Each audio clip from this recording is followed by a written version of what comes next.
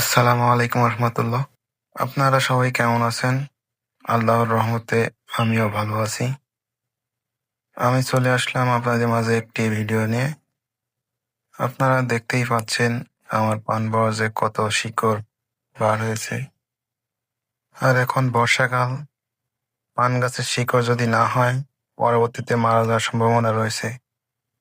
আর পান বরজে যত শিকড় হবে ততই পান গাছ ভালো থাকবে, রোগ বালাই কম হবে।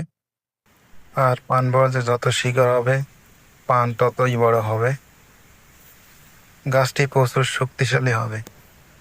আর আপনারা দেখতেই পাচ্ছেন আমার পান বরজের মাথা কত সুন্দর হয়েছে, আর মাথার পান কত বড় বড়।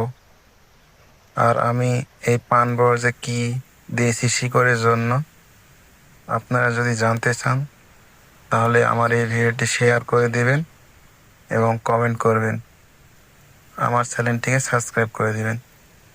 ভিডিওটি এই পর্যন্ত। আসসালামু আলাইকুম।